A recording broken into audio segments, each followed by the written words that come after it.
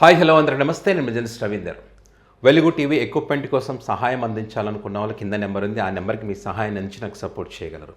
So topic ఏంటంటే నాకైతే నిజంగా చాలా చాలా చాలా బాధ అనిపిస్తుంది. ఒక వ్యక్తి బ్రతికి ఉన్నప్పుడు మానసికంగా ఎంత బాధ పెట్టామో చనిపోయిన తర్వాత కూడా వదలకుండగా ఈ సైకోలు చేస్తున్నటువంటి దాడి చూస్తే నిజంగా చాలా బాధ అనిపిస్తూ ఉన్నది.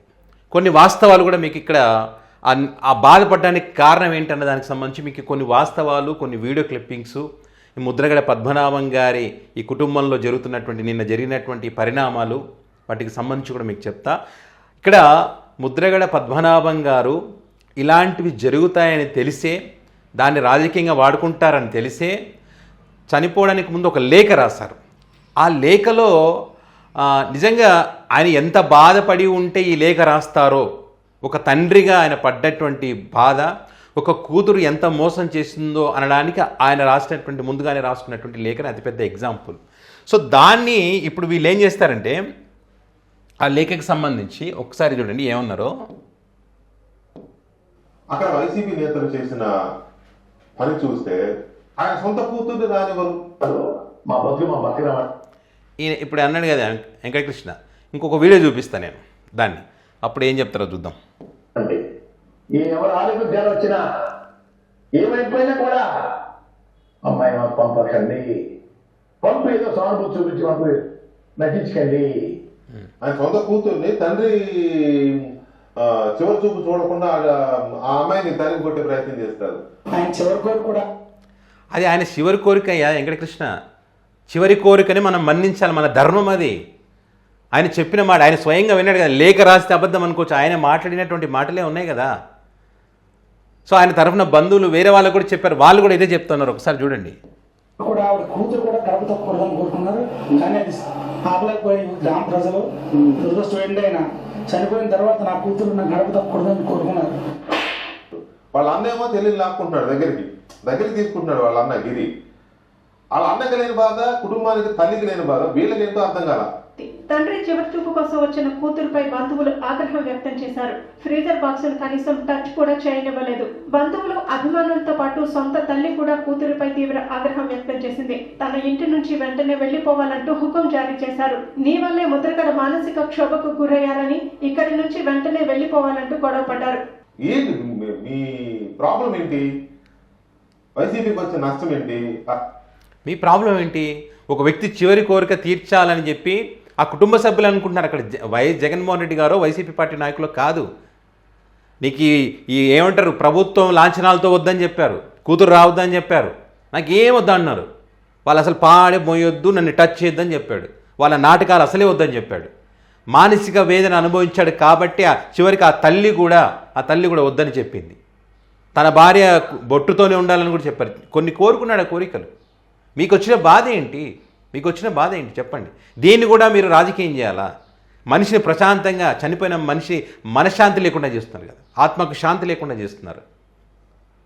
ఇంకా దారుణం చూపిస్తా చూడండి. ఆ తండ్రిని కూతురు కడసారి చూపు చూసుకుంటే నా మీద పెద్ద బ్రాహ్మణులు అవబోహేస్తా ఉన్నారు. పిచ్చోళ్ళారా అన్ని గుర్తున్నాయి. 27 సంవత్సరాల క్రితం నా భార్యకి క్యాన్సర్ వచ్చిందండి. హైదరాబాద్లో సర్జరీ చేయించానండి. 15 days హాస్పిటల్లో ఉన్నామండి. మళ్ళా 10 రూపాయలు రండి కీమో చేయించాలని చెప్పి డాక్టర్ సెన్సార్ గారు చెప్తే ఈ ఎదవలకి ఇంటికి వచ్చానండి. ఈ ఎదవలో 5 నిమిషాలు లోపల రావద్దన్నారు మమ్మల్ని. 5 నిమిషాలు కూడా 3 బలం మా ఇంటికి రావద్దు. ఇది ఆయన బాధ, ఈయన ఆవేదన. ఇది అప్పుడు బయటికి పంపించేసినప్పుడు, క్యాన్సర్తో ఇంటికి వెళ్ళినప్పుడు ఈ రకంగా జరిగింది కదా, ఈయన ముందే చెప్పారు కదా. మరి వెంకటకృష్ణ గారికి గుర్తుకు రాలేదా? ఇప్పుడు దాడులు చేస్తున్నటువంటి సైకో మెంటాలిటీ ఉన్న వ్యక్తులకి ఇది గుర్తుకు రాలేదు, ఇది కనపడలేదా? ఎంత బాధపడి ఉంటారంటే ఆ తల్లిదండ్రులు పాపం ఎంత నరకం అనుభవించారు. ఒక కూతురు ఇంటికి రావద్దని గెంటేసి ఉంటే ఎంత బాధ ఉంటుందండి. ఆ బాధల నుంచి ఆ లేఖ రాశారు. ప్రేమలేఖల పద్మనాభం గారు, అసలు మీరే రాసారా ఈ లెటరు? మిమ్మల్ని ప్యాలెస్ లో వంగబెట్టి మీ వీపు మీద ఎవరన్నా చిప్పు దెబ్బనో ఇంకొకటి రాసాడో అర్థం కావట్లేదు. సినిమాల్లో ఒక ఆయన ఉంటారు సునిశ్చిత్ అని, రాజకీయాల్లో మీరు పద్మనాభం గారు కొత్త సునిశ్చిత్ గా తయారయ్యారు. ప్రేమలేఖల ఒక కూతురు ఒక తండ్రిని అన్నటువంటి మాటలు తూని రైలు కాల్చిన ఘటనలో A1 ముద్దై చచ్చాడు. రిప్ ముద్రగడ పద్మనాభరెడ్డి కర్మ అనేది ఇంత త్వరగా వస్తుందని అనుకోలేదు. ఇక రెడ్ల పాలేరు అని చేశారు. ఆయన రెడ్ల పాలేరు అంట ఆయన. ఇట్లా చాలా ఉన్నాయి. వీళ్ళు ఇట్లా దాడులు చేస్తూ వైఎస్ఆర్ కాంగ్రెస్ పార్టీ కూడా చెప్పింది మీడియా ముఖంగా వచ్చి కూడా, దయచేసి ఎవరు అవమానకరంగా మాట్లాడకండి, దీన్ని రాజకీయం చెయ్యకండి అని చెప్తుంది. అయినా కూడా ఈ రకంగా పోస్టులు పెట్టి దాడులు చేస్తున్నవి పరిస్థితి. ఆయన ఒక మాటకి కట్టుబడితే ఓడిపోతే సవాలు వేసిన పద్మనాభరెడ్డిగా పేరు మార్చుకుంటానంటే మార్చుకున్న వ్యక్తి ఆయన, మాట తప్పలేదు. ఆ సామాజిక వర్గం కోసం ఎంతో పాటుపడితే ఆయన కుటుంబాన్ని ఎంత హింసించారో ఎంత ఇది చేశారో ఆయన మాటలోనే మనం విన్నాం. ఇప్పుడు నేను వెళ్ళక తప్పలేదు, నా భర్త అస్థికల కోసం వెళ్ళానే తప్ప మరో దాని కోసం కాదు కదా, అందువల్ల నా న్యాయ పోరాటం అది. ఇప్పుడు నేను వెళ్ళక తప్పలేదు, నా భర్త. ఇది లక్ష్మీ పార్వతి గారు అప్పుడు వెళితే ఇప్పుడు వీళ్ళంతా మాట్లాడుతున్నారు కదా, మరి అప్పుడు ఆమె అస్థికల కోసం వెళ్ళింది అప్పుడు రాజకీయం చేయడానికి కాదు, ఇంకొక దానికోసం కాదు. అప్పుడు వీళ్ళంతా గెంటేశారు, వాళ్ళ పత్రికల్లో అదే రకంగా తప్పుడు రాతలు రాశారు.